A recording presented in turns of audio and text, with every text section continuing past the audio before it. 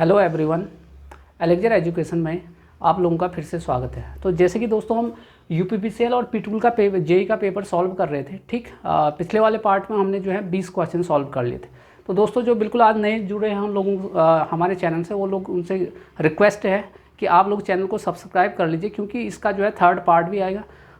5 part में हम इसको सॉल्व करेंगे। 100 क्वेश्चन है टोटल, ठीक है ना। इसलिए आप सब्सक्राइब कर लीजिए ताकि आपको जो है नोटिफिकेशन आपको मिलता रहे। साथ में जो बेल आइकन की घंटे है उसको भी प्रेस कर दीजिए। और इसके साथ साथ हम जो है यूजेएल जेई और एई दोनों का पेपर सॉल्व भी करेंगे आप लोगों को, ठीक है ना। तो देखिए हम लोग यहाँ पर आइए, 20 क्वेश्चन हो गए थे।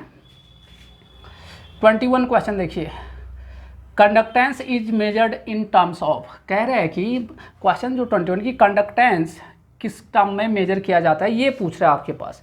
तो आपको अगर सॉल्यूशन की बात किया जाए तो जरा देखिए, आपके पास कंडक्टेंस समझते हो ना, जी की बात कर रहा है। आपके पास क्या क्या पैरामीटर होता है, एक आर होता है, एक एल होता है, एक जी होता है और सी। आर रेजिस्टेंस बोलते हैं, इसे इंडक्टेंस, ये कंडक्टेंस की बात, और ये कैपेसिटर की बात बोल रहा है, ठीक है। तो हमें जी के बारे में बोल रहा है, तो इसे बोलते हैं कंडक्टेंस।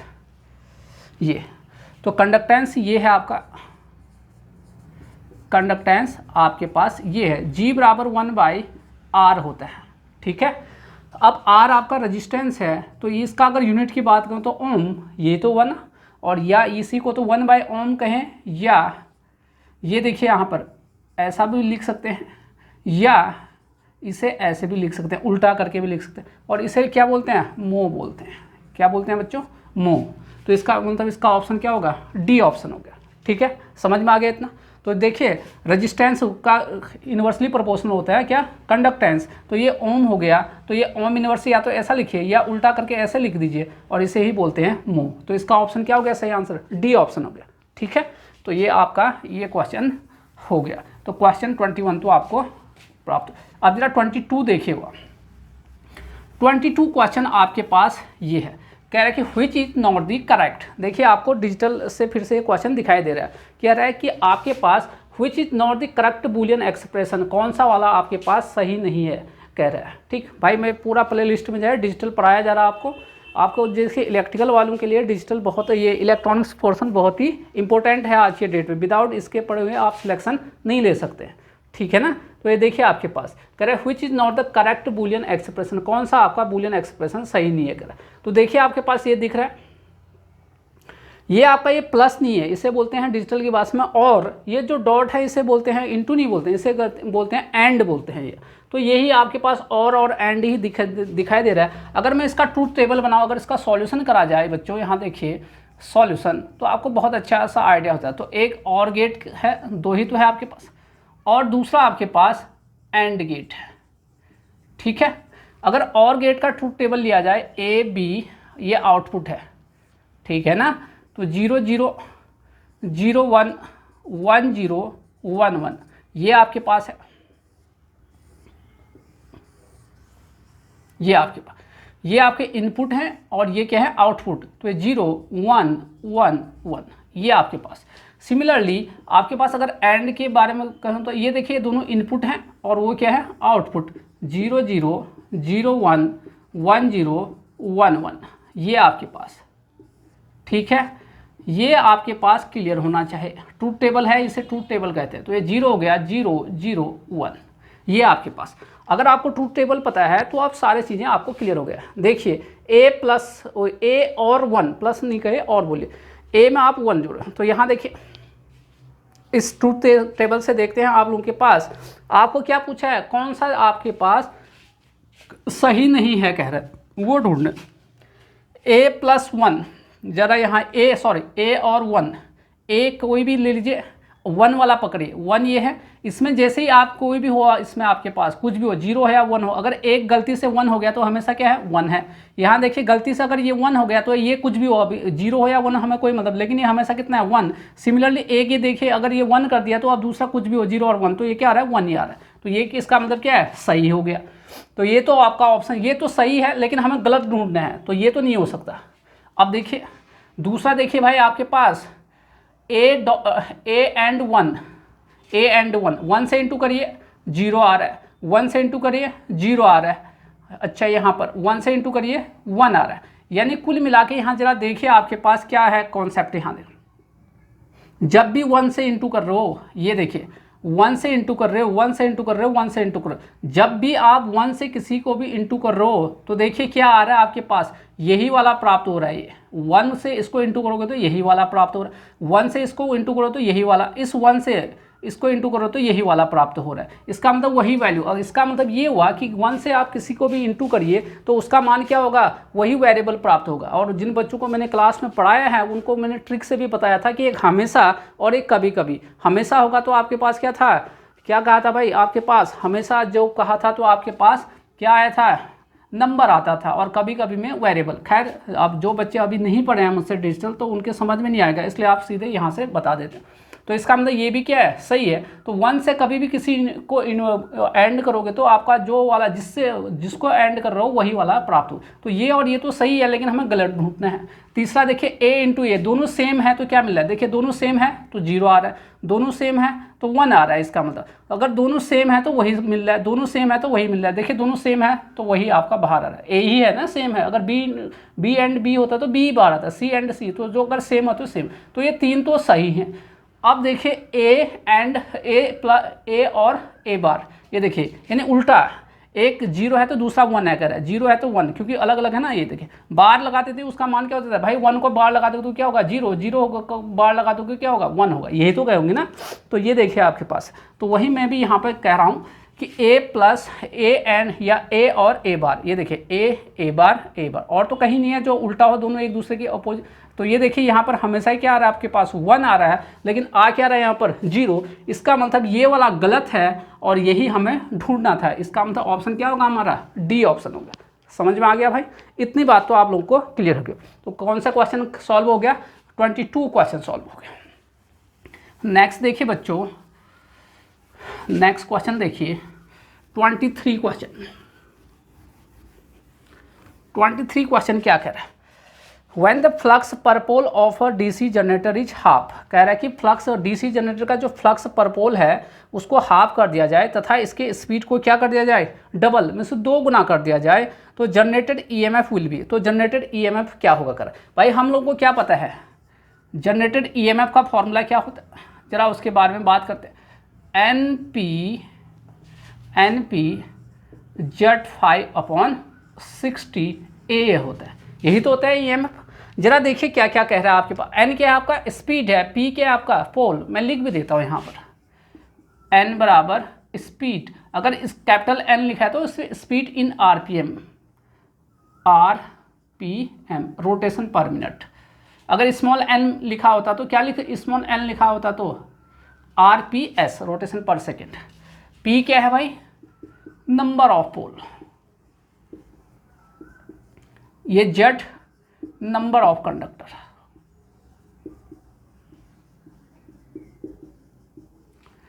फाई फ्लक्स पर पोल,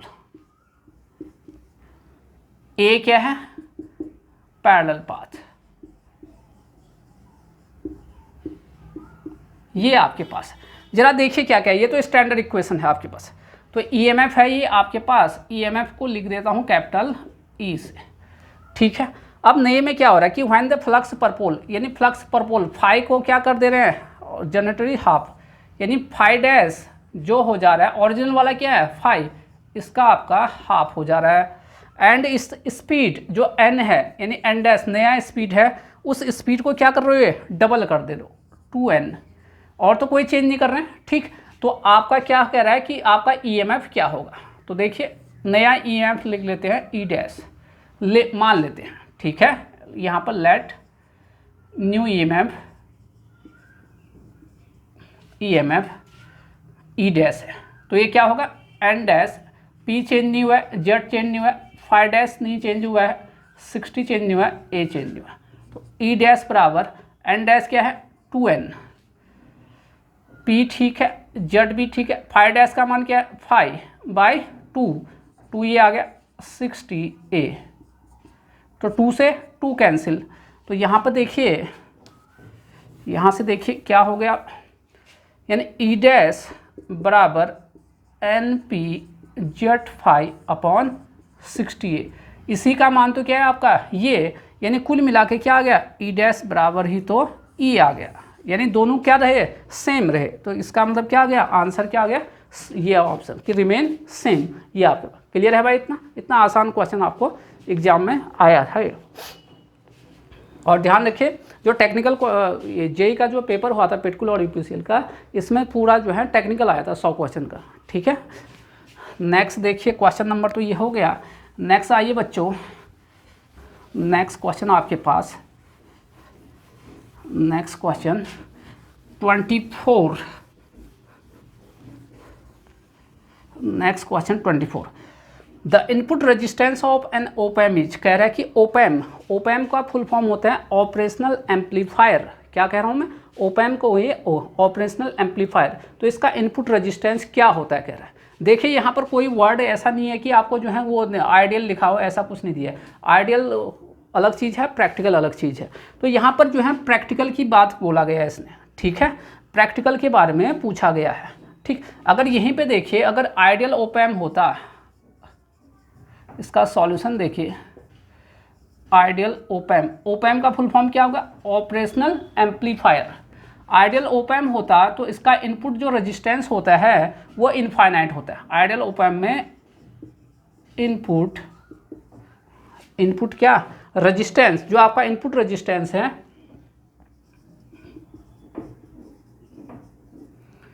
इनफाइनाइट होता है। वो इनफाइनाइट इसलिए होता है, जैसे आप मान के चलिए ओपन सर्किट की तरह, ताकि आपका करंट कोई लीक नहीं करे, सारा करंट आपका वोल्टेज में कन्वर्ट हो जाए, इसलिए इनपुट रेजिस्टेंस को हाई रखा जाता है, इसका इम्पीडेंस को। ठीक है, अगर अब यहाँ तो आइडियल वर्ड है नहीं, इसका मतलब कौन सा की बात है, ये प्रैक्टिकल की बात है। तो इतना अंडरस्टूड होना चाहिए कि आपको इसमें क्वेश्चन में प्रैक्टिकल रखना कितना चाहिए था तुम्हें, इनफाइनाइट। क्यों रखना चाहिए, ताकि आपका कोई भी करंट लीकेज ना हो और सारा वोल्टेज किस, सारा का सारा जो सोर्स इनपुट है वो किस में कन्वर्ट हो जाए, वोल्टेज में कन्वर्ट। तो इसका मतलब ये होगी प्रैक्टिकल ओपैम में होना तो चाहे आपका हाई, लेकिन इनफाइनाइट नहीं हो सकता है, very high but not infinite. तो ये आपके लिए है। तो यहाँ पर पूछा क्या है भाई आपको, यहाँ पर आपको पूछा है कौन सा, प्रैक्टिकल, इसलिए ऑप्शन क्या हो गया आपके पास, ये हो गया आपके पास। ठीक है ना, तो ये तो था। ठीक है, तो हमने इतने क्वेश्चन। नेक्स्ट क्वेश्चन देखिए 25 क्वेश्चन, क्वेश्चन नंबर 25 देखिए। 25 में देखिए भाई आपको क्या पूछा गया है, जरा देखिए। Reverse biased PN junction has, जो रिवर्स बायस, अच्छा रिवर्स बायस कब होता है, जब पॉजिटिव वाले को, जब पॉजिटिव टर्मिनल हो, पॉजिटिव वाले को नेगेटिव और नेगेटिव वाले को पॉजिटिव दिया जाता है, तब आपका रिवर्स बायस होता है। खैर अभी ये तो बात है हुई नहीं। रिवर्स बायस में आपका क्या होता है, कह रहा है पीएन जंक्शन हैज, कौन सा आपके पास, अच्छा रिवर्स, जब हमें पता है कि रिवर्स बायस जब भी होता है तो उस समय एक करंट फ्लो होता है, वो करंट होता है लीकेज करंट कहलाता है। कौन सा करंट, लीकेज, और लीकेज करंट का मान क्या होता है, बहुत ही कम।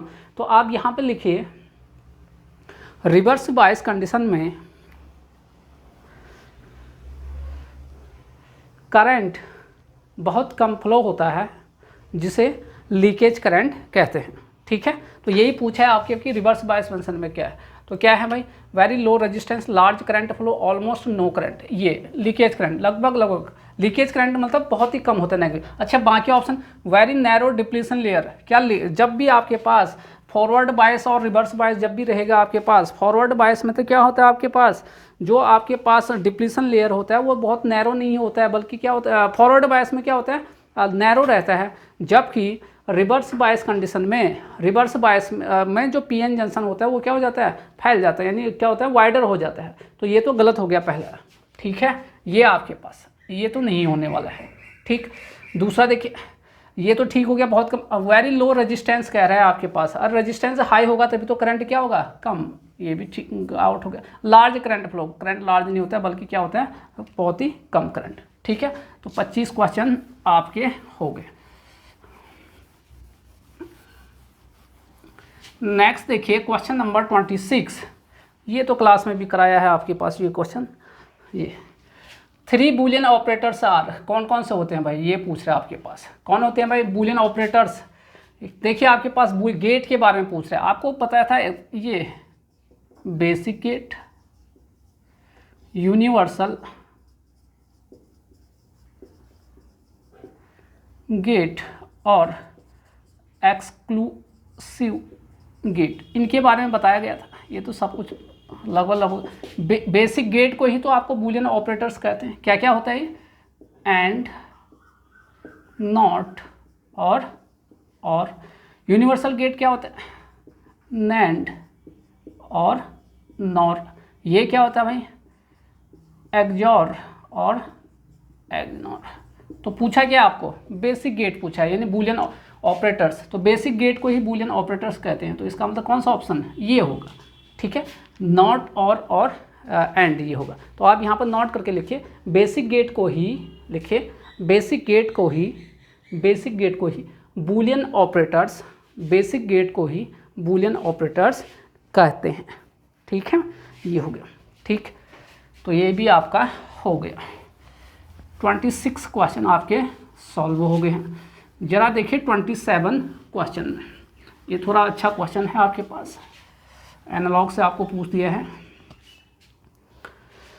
अ 3 state loaded amplifier has individual voltage gains of 100, 200 और 100 respectively. What is the overall voltage gain in decibel? DB का मतलब होता है डेसिबल। डीबी का मतलब क्या होता है भाई? डेसिबल होता है।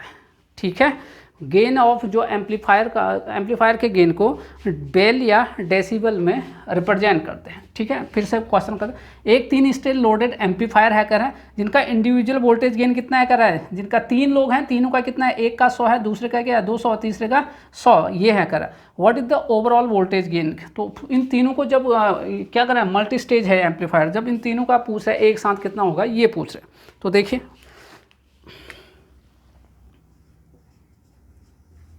ओवरऑल वोल्टेज गेन बराबर, ये पहले का ऐसा लिखिए V1 इंटू, बहुत तरीके हैं लेकिन ये ज़्यादा आपके शॉर्ट में ये होते हैं आपके पास। पहले वाले का कितना है? 100, दूसरे वाले का 200 से, तो यहाँ से देखिए 100 इंटू 200 इंटू 100 बराबर 2 इंटू 10 की पावर 6 आ गया। ये तो ठीक है यहाँ तक, लेकिन पूछा किस में आपने? यहाँ पर देखिए किस में पूछा गया आपको? डेसिबल में पूछा गया। डेसिबल का फॉर्मूला क्या होता है भाई? डीबी। ये देखिए डीबी बराबर 20 लॉग बेस 10। यहाँ पर आपका मैग्नीट्यूड आता है, कोई भी है आपके पास, ये फॉर्मूला होता है डेसिबल का। ठीक, ये बेस कितना है आपके पास? 10 है, और ये यहाँ पर देखिए ये आपका मैग्नीट्यूड को शो कर रहा है, और यहाँ पर मैग्नीट्यूड कुछ भी हो सकता है। यहाँ पर मैग्नीट्यूड ये है, तो रखिए इसमें आपके मन 20 लॉग 20 से जब इंटू करोगे तब ये डेसिबल में कन्वर्ट होता है। 10 कितना है? 2 इंटू 10 की पावर 6। तो इसको मैं फर्दर क्या लिख सकता हूँ? 20 याद है प्लस log 10 इंटू 10 की पावर 6, ये होता है ना log m इंटू एन बराबर क्या होता है? log m plus log n। इस प्रॉपर्टी का यूज किया है। तो देखिए 20 log 2 का मान क्या होता है भाई? 0.3010 प्लस ये यहाँ आ जाएगा, ये देखिए log m की पावर n बराबर क्या होता है? n log m होता है। तो वही मैं यहाँ पे कर रहा हूँ। तो क्या करने वाला हूँ? 6 को बाहर लेके आएंगे, log 10। जब ये दोनों सेम होते हैं तो इसका मान कितना होता है? 1। तो आपके पास ये आ गया 20 प्लस 6 इंटू 1, ये आपके पास आ गया, ये 20 है। अब बच्चों इसको ज़रा सॉल्व करिए। आपके पास क्या, ये नोट कर लिया भाई? ठीक, ये सब नोट हो गया है, ये सब तो आप लोगों ने नोट कर लिया है। तो ओवरऑल वोल्टेज गेन बराबर ओवरऑल वोल्टेज गेन बराबर क्या होगा? 20 इंटू 6.3010, ये आपका 20 है, लगभग आ बिछके 120। तो आप इससे इंटू करेंगे 126 पॉइंट समथिंग आ रहा है। तो इसके पास जो नज़दीक वाला है ये वाला, ठीक है, तो यहाँ पर इतना डेसिबल आ गया। तो कौन सा ऑप्शन हो गया आपके पास? बी ऑप्शन आपके पास सही हो गया। ठीक है, तो ये तो आपके थोड़ा एनालॉग का क्वेश्चन। तो देख रहे हो कि आपके पास आज के जो करंट सिनेरियो में जो क्वेश्चन का है वो कहाँ से आने वाले हैं? सब इलेक्ट्रॉनिक्स पोर्शन से आपको पूछा जा रहा है मैक्सिमम क्वेश्चन आपके पास। तो ये आपके पास ये रहा। नेक्स्ट क्वेश्चन देखिए बच्चों, कौन सा क्वेश्चन है भाई? 28। टू वाइंडिंग एक ट्रांसफार्मर है करा। A two winding transformer operates at a maximum efficiency. Efficiency क्या कर रहा है? Eta max. तो क्या कंडीशन है कह रहा है? फिर से देखिए, एक दो वाइंडिंग ट्रांसफार्मर ऑपरेट कर रहा है मैक्सिमम इफिशिएंसी पर, कब ऑपरेट करता है कह रहा है? ऑप्शन देखिए, जब वोल्टेज रेगुलेशन क्या होता है कर रहा है? मिनिमम होता है कह रहा है। दूसरा कह रहा है हिस्टेरिसिस लॉस किसके बराबर है कर रहा है? एडी करंट लॉस के बराबर। तीसरा कह रहा है आयरन लॉस किसके बराबर है कर रहा है? Copper loss. और चौथा कह रहा है प्राइमरी रेजिस्टेंस आपका किसके बराबर है कर रहा है? सेकेंडरी के। बताइए, आप लोगों ने ट्रांसफार्मर पढ़ा होगा, तो आपके पास फॉर ईटा मैक्स क्या कंडीशन होता है? ईटा मैक्स के लिए ये कंडीशन होता है, आयरन लॉस किसके बराबर होना चाहिए? कॉपर लॉस के। कॉपर लॉस के, तभी तो हमारा इफिशिएंसी क्या होता है? ये इफिशिएंसी है, इफिशिएंसी ये मैक्सिमम। तो मैक्सिमम इफिशिएंसी तब होता है जब आयरन लॉस और कॉपर लॉस आपस में क्या होते हैं? बराबर, तभी आपका ये रहता है। ठीक है, तो ये तो आपके पास क्वेश्चन हो गया आपके पास। ठीक, नेक्स्ट क्वेश्चन देखिए 29 क्वेश्चन देखिए क्या कह रहा है, जरा देखिए। अ करंट सोर्स हैज, ये क्वेश्चन तो यूपीपीसीएल में भी आया था, उत्तर प्रदेश वाले में। अ करंट सोर्स हैज क्या कह रहा है? High internal impedance shunted across the current source. Shunted का मतलब पैरेलल में। ठीक है, दूसरा ऑप्शन कह रहा है low internal impedance. Low impedance कह रहा है शंटेड, फिर से पैरेलल में किसका? Current source. तीसरा कह रहा है low internal impedance in series, series में होना चाहिए कह रहा है लो। चौथा कह रहा है हाई इंटरनल इम्पीडेंस सीरीज में। ठीक, तो यही क्वेश्चन आपको पीसीएल में भी दिखाई दिया था, ये क्वेश्चन है। समझ में आ गया आपके पास? ये चार ऑप्शन है। ठीक, तो करंट सोर्स के बारे में तो बताइए, तो सबने पढ़ाई होगा कर, इतना आसान क्वेश्चन। करंट सोर्स के बारे में क्या है भाई, क्या पता है आप लोग कि करंट सोर्स में आपके पास रजिस्टेंस या इम्पीडेंस कहिए किस में लगा होता है? सीरीज या पैरेलल में? पैरेलल में लगा होता है। कैसा होता है? लो या हाई? देखिए, ये आपके पास है, ये आपके पास करंट सोर्स है। ठीक, इस समय आपके पास ये करंट सोर्स है, तो ये इस समय जो इम्पीडेंस होता है किस में होता है? पैरेलल में। ये इसका स्टैंडर्ड नोटेशन है। ये बताए, यहाँ पर आपका लोड कनेक्टेड होगा। आप क्या चाहते हो? ये जो करंट है सब इसमें जाए या लोड में जाए? भाई हमारा मेन एम क्या है? लोड में जाना। इसका मतलब ये कब यहाँ, इसका मतलब आप चाहते हो कि ये करंट यहाँ जाए ना, यानी कम से कम चाहिए। कब होगा? जब ये इसका मान क्या होना चाहिए? ज़्यादा या कम? ज़्यादा होना चाहिए। इसका मतलब ये हुआ बच्चों कि आपका करंट सोर्स को रिप्रेजेंट कर, ये देखिए एसी इम्पीडेंस पूछा तब ये एसी का सिंबल लगाया। अगर मेरे सिर्फ डीसी होता तो मैं आपको ये सिंबल नहीं लगाता। ठीक है ना, तो क्या हुआ कि आपका जो करंट सोर्स का सिंबल है वो पैरेलल में क्या होना चाहिए? क्या होना चाहिए? इम्पीडेंस होना चाहिए। डीसी होगा तो रेजिस्टेंस वर्ड यूज़ करूँगा। ठीक, आप क्या चाहते हो? ये पूरा का पूरा करंट कहाँ जाए? लोड में चले जाए। कहाँ में चले जाए? लोड में। ये आपका लोड है, यहाँ पर कनेक्टेड हुआ। ये आपके पास है, यूं कहिए आपके पास ये लोड है कनेक्टेड। तो आपका तो मेन एम यही ना कि सोर्स पूरा कहाँ जाए? लोड में। इसका मतलब यहाँ करंट जाए ना, ये चाहते हो आप। ये कब होगा पॉसिबल? जब आप इसमें क्या होगा? हाई रेजिस्टेंस, बहुत ही हाई इंपीडेंस होगा, तभी तो ये है। इसका मतलब ऑप्शन क्या होगा? चारों ऑप्शन में देखिए तो पहला ऑप्शन आपका क्या हो जाएगा? मैच हो जाएगा। हाई इंटरनल इम्पीडेंस शंटेड, यानी पैरेलल में होना चाहिए कह रहा है किसके? करंट सोर्स के। ठीक है, ये आपके पास कौन सा क्वेश्चन हो गया? 29।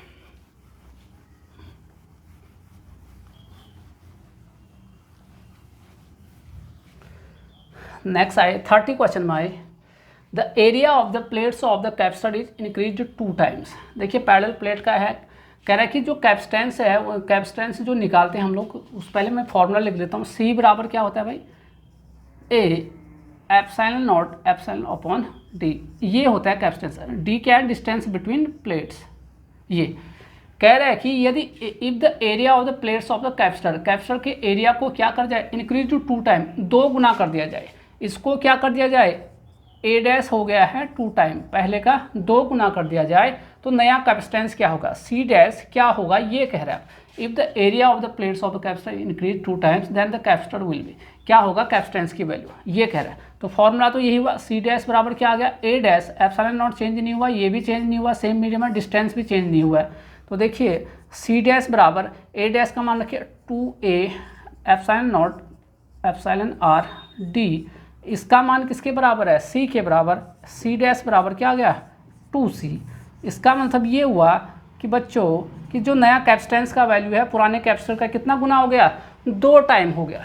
तो ठीक, तो इंक्रीज हुआ या डिक्रीज, इंक्रीज हुआ कितना टाइम, 2 टाइम, इंक्रीज 2 टाइम्स, ये आपका क्लियर हो गया। ठीक है, तो ये इस प्रकार से आपने कौन सा क्वेश्चन कर लिया, 30 नंबर का क्वेश्चन कर लिया। नेक्स्ट देखिए 31 क्या कह रहा है, dielectric heating is used for heating of, ये तो आसान क्वेश्चन है, थ्योरिकल। डाइलेक्ट्रिक हीटिंग का यूज किसके लिए करते हैं ये पूछ रहा है। पहले तो एक चीज़ नोट कर लीजिए, डाइलेक्ट्रिक हीटिंग को कैपेसिटेंस हीटिंग भी कहते हैं, नोट करके लिखिए यहाँ पर, लिखिए डाइलेक्ट्रिक हीटिंग को कैपेसिटेंस हीटिंग भी कहते हैं। आया था ना एक बार ये, कैपेसिटेंस हीटिंग भी कहते हैं। तो डाइलेक्ट्रिक हीटिंग को दूसरा नाम क्या है, कैपेसिटेंस हीटिंग भी कहते हैं। ठीक, और इसका यूज़ किसके लिए करते हैं भाई बताइए, इंसुलेटिंग मटेरियल को क्या करने के लिए, हीट करने के लिए किया जाता है कोई ऑप्शन इंसुलेटिंग मटेरियल, ये आपके पास, तो नाम से स्पष्ट है, डाइलेक्ट्रिक आपके पास जो इंसुलेटिंग मटेरियल है उसको हीट करने के लिए किया जाता है। और आपको ध्यान क्या रखना है कि डाइलेक्ट्रिक हीटिंग का दूसरा नाम क्या है, कैपेसिटेंस हीटिंग भी होता है। नेक्स्ट क्वेश्चन देखिए बच्चों 32 में देखिए, ये देखिए 12th का क्वेश्चन पूछा गया है। इम्पोर्टेंट तो क्या कहूँगा, इम्पोर्टेंट है नहीं क्योंकि ये EMFT का क्वेश्चन है, EMFT का ये क्वेश्चन है, आपको पूछा गया है कि EMFT में ये आपके लिए क्वेश्चन है, कुछ है नहीं कि ऐसा कि एक कॉइल है 200 टर्न्स, एक कॉइल है कह रहा है उसमें कितना टर्न है कह रहा है आपके पास, जो गिवन डाटा है उसको लिख लीजिए, given data, number of turns को n से लिखते हैं, कितने टर्न्स हैं कर रहे हैं, 200 टर्न्स हैं कर रहे हैं, 200 टर्न्स हैं। और एरिया कितना है आपके पास, एरिया ए बराबर कितना दे रखा है 70 सेंटीमीटर स्क्वायर, 70 सेंटीमीटर को मीटर में तो क्या होगा, the magnetic field perpendicular to the plane of the coil is, जो मैग्नेटिक फील्ड है जो परपेंडिकुलर है प्लेन पर वो कितना है, मैग्नेटिक फील्ड क्या होता है बी, कितना है आपके पास 0.3 weber per metre square, and take 0.1 second, time कितना है आपके पास 0.1 सेकेंड। ठीक है, रोटेट थ्रू द एंगल, ये फाइनल एंगल, अच्छा पहले कितना एंगल होगा फिर 0 होगा, अब कितना रोटेट हो गया, कितना हो गया 180, तो θ2 आपका है 180 डिग्री, और θ1 जो प्रारंभिक था वो कितना है 0 डिग्री, दिया नहीं है तो ये अंडरस्टूड है कि आपके पास द मैग्नेटिक क्या कह रहे हैं, the magnitude of induced EMF electromotive force EMF बराबर क्या होगा ये पूछ रहे हैं। ठीक है, जरा क्वेश्चन को, ये तो डाटा था मैंने कॉपी कर लिया वहाँ से, तो देखिए आपके यहाँ से वहाँ डाटा कॉपी कह रहा है कि एक कॉइल है जिसमें कितने हैं आपके पास 200 टर्न है, ये लिख दिया 200 टर्न है, और एरिया कितना आकर है 70 सेंटीमीटर स्क्वायर, तो मैंने इसको मीटर में कन्वर्ट कर दिया, ये आपके पास। ठीक है, the magnetic field perpendicular the plane of the coil, जो मैग्नेटिक फील्ड है जो प्लेन पर परपेंडिकुलर उसका मान कितना कर रहा है बी, इतना दे रखा है कर रहा है। ठीक है, and takes 0.1 second to rotate through 180, देखिए पहले 0 में होगा, अब रोटेट हो गया कितना हो गया 180, तो यहाँ पर अंडरस्टूड है कि पहले आपका 0 रहा होगा तभी तो रोटेट किया हो, तो रोटेट करने पर 180 जो फाइनल एंगल है 180 बनाइए, करने में कितना समय ले रहा है 0.1 सेकेंड, तो आपको magnitude of induced electromotive force कितना होगा ये पूछ रहा है आपके पास। ठीक है, तो ये तो बहुत आसान सा क्वेश्चन है। ठीक, तो ये देखिए आपके पास, तो EMFT का ये क्वेश्चन है, तो देखिए EMF का फॉर्म जो आपके पास फॉर्मूला होता है वो देखिए आपके पास, ये फॉर्मूला होता है -NBA, ध्यान रखिए, cos θ2 माइनस cos θ, 12th का क्वेश्चन है, अपॉन del t, टाइम आपके पास, ठीक है। ये आपके पास ही रहा, तो आप क्या करिए, यहाँ से मान रखिए आपके पास, तो EMF का मान आ जाएगा आपके पास -200 इंटू बी का मान कितना है 0.3, ए का मान कितना है 70 इंटू 10⁻⁻⁴, ठीक है। cos θ2 कितना है 180 माइनस cos θ1 कितना है 0 अपॉन डेल टी का मान कितना है 0.1। अच्छा क्या क्या पता है भाई, cos 180 का मान कितना होता है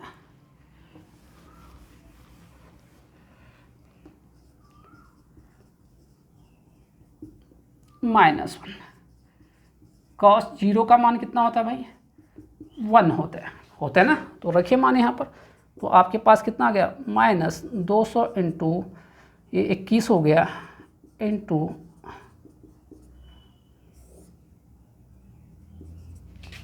तो -1 ये -1 ये माइनस, तो आपके पास कितना आ गया भाई 2, ये हो गया माइनस माइनस क्या हो गया प्लस हो गया, तो आप इसको सॉल्व करोगे तो आपका कितना आ गया 8.4 वोल्ट, इतना आपका इंड्यूस्ड EMF आ गया, ठीक है। तो कौन सा ऑप्शन हो गया आपके पास, पहला ऑप्शन हो गया। देखिए आपके पास कौन सा है, ये 33 क्वेश्चन नंबर 33 क्या कह रहा है, from the following load saturation characteristic, पहले अंडरलाइन कर ले कौन सा, load saturation characteristic of DC generator Gibbs किसके बीच खींचा जाता है, कह रहा है load saturation characteristic DC generator में किसके बीच खींचा जा सकता, पहले देखिए ये V है, V कौन सा है भाई, ये V है टर्मिनल वोल्टेज, V कौन सा होता है टर्मिनल वोल्टेज, ठीक है। IA आपका आर्मेचर करंट है, आर्मेचर करंट, E आपका क्या है इंड्यूस्ड वोल्टेज या जनरेटेड वोल्टेज, जनरेटेड या आप कहिए इंड्यूस्ड वोल्टेज, ठीक है। और IF है आपका एक्साइटेशन यानी फील्ड करंट, तो किसके बीच में खींचा जाता है ये पूछ रहा है, तो ये खींचा जाता है टर्मिनल वोल्टेज और फील्ड करंट के बीच में, यानी एक्साइटेशन के बीच में, किसके बीच में भाई टर्मिनल वोल्टेज और IF के बीच में, ठीक। नेक्स्ट देखिए आपके ये तो हो गया 33 क्वेश्चन।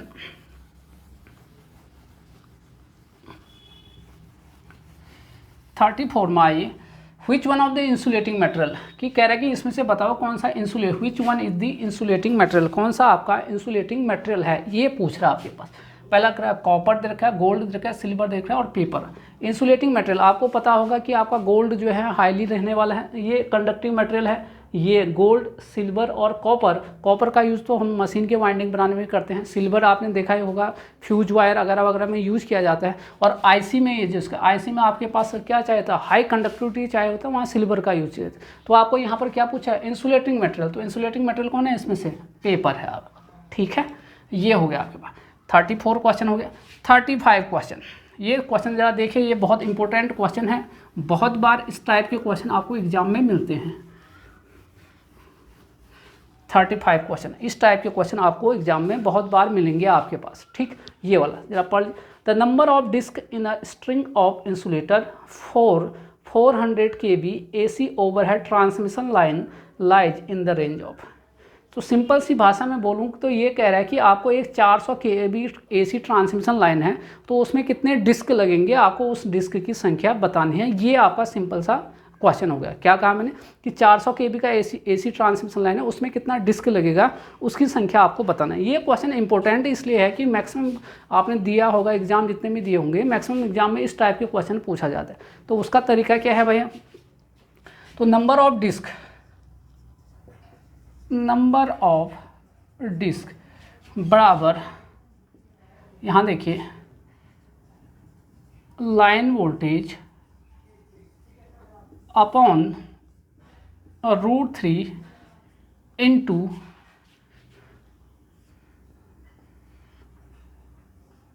Voltage of disc.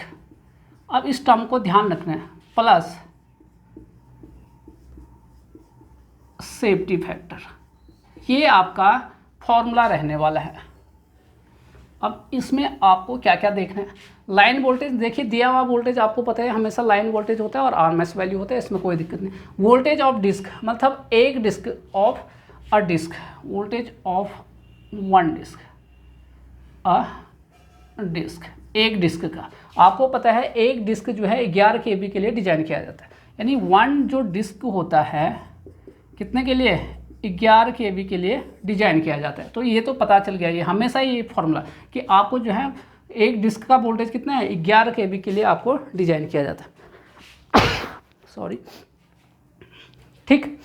और उसके बाद यहाँ पर सेफ्टी फैक्टर, तो सेफ्टी फैक्टर इसलिए कि कभी कोई डिस्क क्या हो गया आपका ख़राब हो गया, तो आपके पास इंसुलेटिंग डिस्क अगर ख़राब हो गया तभी इसका आपको सेफ्टी फैक्टर लेके चलना पड़ता है। सेफ्टी फैक्टर कितना होता है, या तो 1 या 2। सेफ्टी फैक्टर ध्यान रखना कितना, 1 या 2, ठीक, 1 या 2, ये फॉर्मूला होगा, ठीक है।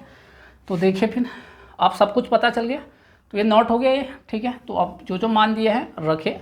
तो नंबर ऑफ डिस्क में वोल्टेज कितना दिया है भाई, ये देखिए 400 kb दे रखा है, 400 अपॉन और √3 × 11 kb ये भी है, kb ये भी है, दोनों कैंसिल हो गए। तो ये कितना आ गया भाई, बताइए कितना है आपके पास, जल्दी बताइए कितना, इतना कितना रहा आपके पास कि आप जो है इसको सॉल्व कर सकें, ठीक। तो भाग करोगे तो 20.99 प्लस सेफ्टी फैक्टर,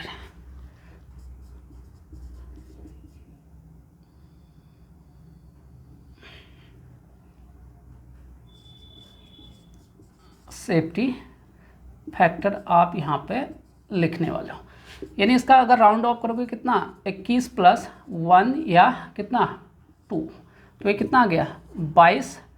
अगर 2 रखोगे, अगर 1 रखोगे तो कितना, 21 और 1 22, 2 कितना इसका रेंज, अगर 2 रखोगे तो कितना होगा, 21 और 2 23। तो इसका रेंज आ गया 22 से 23 तक। तो 22 से 23 कहीं दिख रहा है आपके पास, ये दिख रहा है। तो ये बहुत ही इंपॉर्टेंट क्वेश्चन है एग्जाम पॉइंट ऑफ व्यू से, अब बहुत बार जो है एग्जाम में पूछा गया है, तो आपको बिल्कुल क्लियर रहना चाहिए, ठीक है भाई। नेक्स्ट देखिए, अगेन पावर सिस्टम का क्वेश्चन है।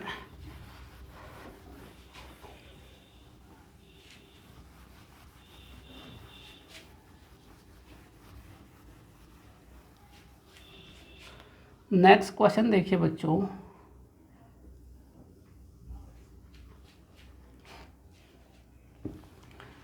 If the length of transmission line is 300 centimetre to 400, कह रहा है कि एक ट्रांसमिशन लाइन है, यदि इसकी लंबाई कितना है, कह रहा है 300 से 400 किलोमीटर ट्रांसमिशन लाइन हो, तो इसके लिए वोल्टेज कितना होना चाहिए, कह रहा है। आपको पता है कितने टाइप के ट्रांसमिशन लाइन, 3 टाइप के, एक शॉर्ट होता है, दूसरा मीडियम और तीसरा क्या, लॉन्ग। तो आपके पास क्या क्या होता है भाई, तो आपको तो साफ पता चल रहा है कि क्या होना चाहिए। देखिए आपके पास शॉर्ट है, एक तो शॉर्ट ट्रांसमिशन लाइन, एक मीडियम ट्रांसमिशन लाइन,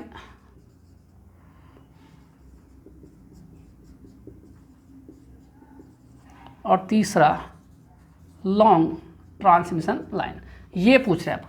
अब वोल्टेज कर रहा है भाई, हमें पता है क्या है भाई, बताइए वोल्टेज कितना होता है। अगर देखा जाए तो अप्रॉक्सीमेट वैल्यू जो होता है शॉर्ट के लिए 0 से 20 वोल्ट तक होता है, ठीक है। अप्रॉक्सीमेट वैल्यू करना, हर बुक में अलग अलग हो सकता है, लेकिन अप्रॉक्सीमेट। मीडियम में क्या होता है, 20 से 100 तक होता है। लॉन्ग में कितना होता है, 100 से ज़्यादा। अब देखिए लॉन्ग आपका, देखिए डिस्टेंस भी देखिए आपके, ये 0 से 80 से 240 समथिंग इस टाइप का होता है, इतने टाइप का, और ये 240 से अब किलोमीटर। तो देखिए आपका किलोमीटर क्या है, 400 के अराउंड है, 300 और 400। ऑब्वियसली किस कैटेगरी में आ रहा है, लॉन्ग ट्रांसमिशन लाइन में आ रहा है। तो लॉन्ग ट्रांसमिशन में वोल्टेज कितना होता है, 100 से ज़्यादा। 100 से ज़्यादा कौन है इसमें, ये आपके पास 400 kb, ठीक। तो ये हो गया हमारा कौन सा क्वेश्चन, 36 क्वेश्चन, ठीक है ना। तो इस प्रकार से हमने जो है 36 क्वेश्चन कर लिया। और ध्यान रखिए 36 क्वेश्चन में अगर शॉर्ट लाइन है, मीडियम लाइन है और लॉन्ग लाइन है, ठीक, 3 टाइप की लाइन है। अगर उसके जो है स्पेसिफिक वैल्यू अगर आप जो है नोट करना चाहते हो कर भी सकते हैं। शॉर्ट लाइन के लिए मैंने क्या बताया, 80 किलोमीटर से कम। मीडियम लाइन के लिए क्या कहा था मैंने, 80 से कितना, 240 किलोमीटर। और जो है लॉन्ग कितना, 240 से ऊपर के बाद। सिमिलरली वोल्टेज का रेंज कितना बताया था मैंने, 0 से 20 तक शॉर्ट में, 20 से कितना 100 तक आप 20 से आपके पास 100 तक लगभग किस में आपके पास मीडियम में, और 100 से अबव किस में लॉन्ग में। ये अप्रॉक्सीमेट वैल्यू है, तो इसलिए आपका जो है वो आंसर। चलिए नेक्स्ट क्वेश्चन की ओर मूव करते हैं। 37 क्वेश्चन, ये देखिए, a wire having very high value of conductor is said to be. कह रहा है कि एक तार है, यदि उसकी कंडक्टर बहुत अच्छा है कह रहा है, तो वो क्या होगा कह रहा है आपके पास। अगर आपके पास एक वायर है जिसकी वैल्यू हाई वैल्यू ऑफ क्या कह रहा है कंडक्टर, तो क्या होगा कह रहा है, कंडक्टिविटी बहुत अच्छा है तो क्या होना चाहिए कह रहा है। तो इसका मतलब अगर कंडक्टिविटी अच्छा है तो बहुत अच्छा कंडक्टर कहोगे, या इंसुलेटर कहोगे, या आपका मॉडरेटली गुड कंडक्टर कहोगे, या नन ऑफ दिस। क्या कहोगे भाई, अच्छा कंडक्टर कहोगे ना, वेरी गुड कंडक्टर।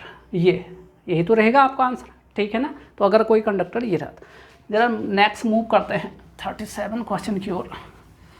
37 तो हो गया, 38 की ओर आइए। In the circuit Son the switch is open for a long, ये ट्रांजिएंट का क्वेश्चन है, अच्छा क्वेश्चन है।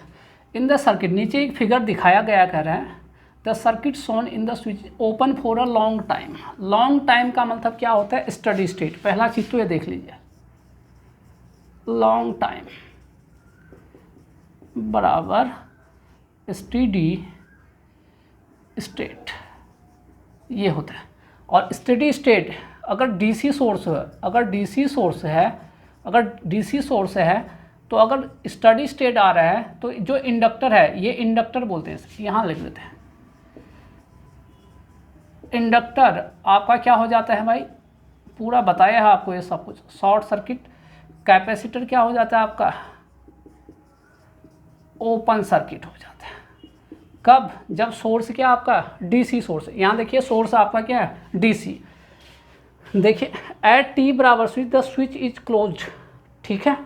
पहले कह रहा है बहुत देर तक ये वाला स्विच जो एस है बहुत देर तक खुला था, कह रहा था बहुत देर तक खुला था। इसका मतलब ये कौन सा हो गया, स्टडी स्टेट हो गया। इसका मतलब स्टडी स्टेट है तो ये इंडक्टर, ये है इंडक्टर क्या हो जाएगा, शॉर्ट सर्किट हो जाएगा, ठीक है। तो ये आपके पास रहा। तो पहले जब आपके पास ये रहा कि स्विच जब ये आपके साथ, ठीक है, ये नोट कर लिया ये आपका। तो ध्यान रखिए, अब जैसे ये नोट कर लिया, अब यहाँ पे देखिए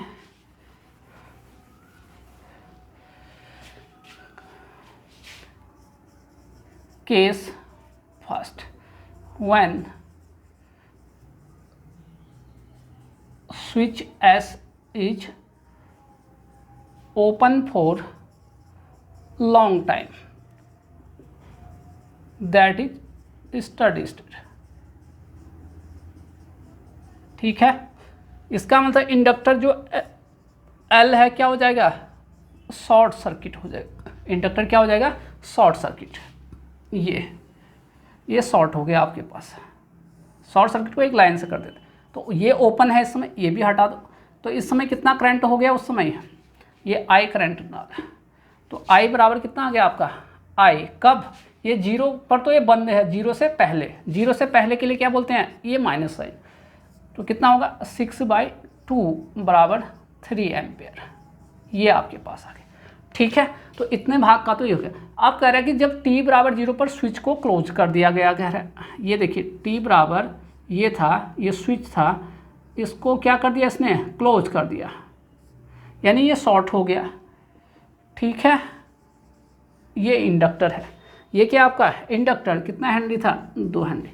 तो कर दिया, कह रहा है शॉर्ट कर दिया, तो शॉर्ट कर दिया तो ये तो ख़त्म हो गया, तो ये 0 हो गया इसकी वैल्यू यहाँ पे। तो कह रहा है कि तो बताए t बराबर 0 प्लस पर कितना होगा, कह रहा है तो कितना करंट बैटरी द्वारा दिया जाएगा। अब देखिए इंडक्टर की एक प्रॉपर्टी को हम लोग जानते हैं, क्या प्रॉपर्टी जानते हैं, इंडक्टर अपने में से करंट के परिवर्तन का क्या करता है, rate of change of current का क्या करता है, अपोज करता है। कैपेसिटर क्या करता है, rate of change of voltage का अपोज करता है।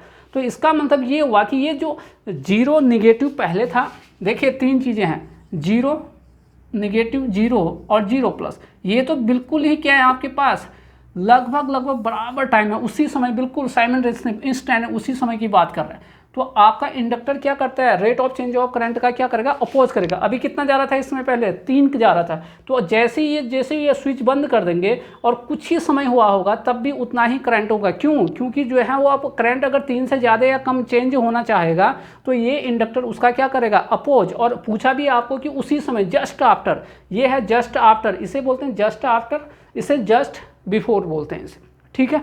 तो अपने इस प्रॉपर्टी के कारण इंडक्टर में जस्ट आफ्टर में क्या होगा, करंट का मान सेम रहेगा, 3 ही तो एम्पियर रहेगा। ठीक है, ये अगर बाद में पूछा होता था तब हो सकता है कि आपका कोई और वैल्यू आ जाए। तो लिखिए यहाँ पर, क्योंकि inductor rate of change of current का अपोज करता है, rate of change of current का अपोज करता है, अतः t इक्वल टू 0 प्लस पर भी सेम करंट होगा। कितना भाई, अब मैं ऐसा लिख सकता हूँ, सेम करंट होगा। कितना है ये, 3 एम्पियर। तो ये आपके पास तो इस प्रॉपर्टी के, यानी कुल मिला के आप कहोगे कि इस समय ये करंट सोर्स की तरह क्या कर रहे हैं, वर्क कर रहा है आपके पास। और वो कितना करंट सोर्स का मान, 3 एम्पियर। तो ये आपको पूछा भी जाता है कि ट्रांजिएंट में आपके पास ये किसकी तरह बिहेव करने लगता है, करंट सोर्स की तरह, और कैपेसिटर किसकी तरह काम करने लगता है, वोल्टेज सोर्स की तरह। तो आपको ये पूछा, तो ये अच्छा क्वेश्चन है, क्लास में तो बहुत बार करा दिया है तुम लोगों को, बहुत इससे भी अच्छे क्वेश्चन कराए हैं, ये तो कुछ भी नहीं है। तो 3 एम्पियर कहाँ पर है, ये आपके पास, डन, ये हो गया। ठीक है, तो ये इसको नोट। नेक्स्ट देखिए बच्चों, 39 की ओर मूव करिए, 38 तो हो गया।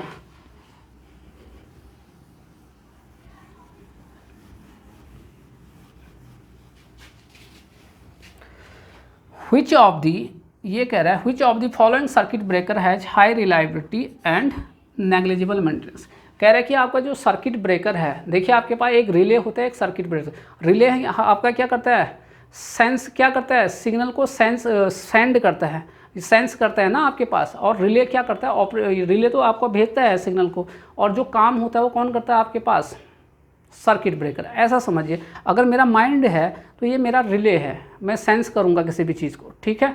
और अगर मैं काम कर रहा हूँ तो जो भी काम कर रहा हूँ अपने हाथ से कर रहा हूँ। जैसे मेरे दिमाग में आया कि मुझे इस क्वेश्चन को सॉल्व करना है, कहाँ पर वो सेंस किया मैंने, दिमाग में, और मैंने वर्क करा अपने हाथों से। तो इसका मतलब मेरा दिमाग हो गया रिले, और ये माइंड, और आपका मेरा हाथ हो गया क्या, फिजिकल जो वर्क कर रहा है, उसे कहेंगे सर्किट ब्रेकर। ठीक, तो खैर उस पर तो अभी जाना है नहीं। कह रहा है कि इसमें से कौन सा ऐसा सर्किट ब्रेकर है, कह रहा है जिसकी रिलायबिलिटी बहुत ज़्यादा है, और जिसमें आपके पास रिलायबिलिटी में से जिसको बहुत अच्छे से विश्वास कर सकते हैं हम जिस पर।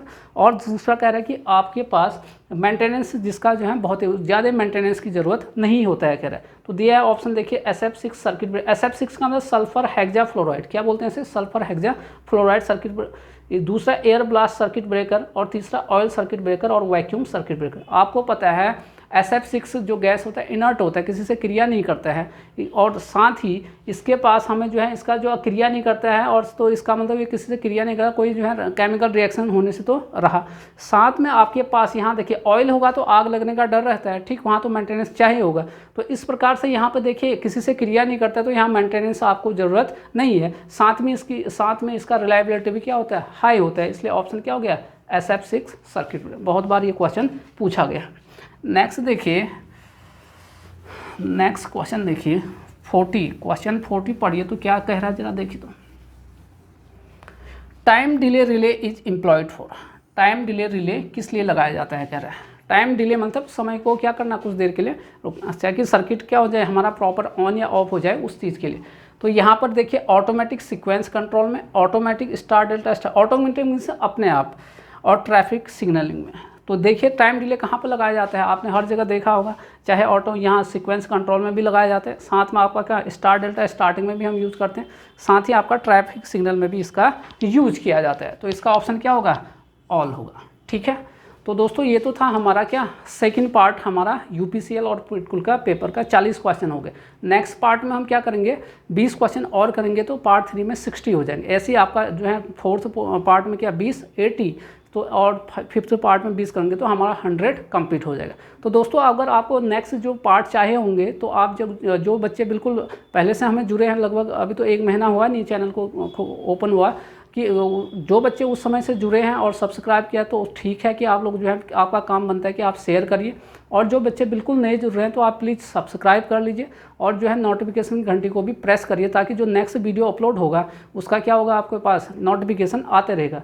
साथ ही मैं कोशिश कर रहा हूँ कि UJ विनल JEE का पेपर और UJ विनल AE का पेपर उत्तराखंड का जो हुआ था वो भी सॉल्व किया जाएगा, और आने वाले समय में और अदर स्टेट का भी, चाहे उत्तर प्रदेश का पावर कॉर्पोरेशन हो या कहीं भी अदर स्टेट का जो भी होगा, या राजस्थान का भी अगर मिल जाए पेपर तो मैं उसको सॉल्व करा दूँगा। ठीक है ना।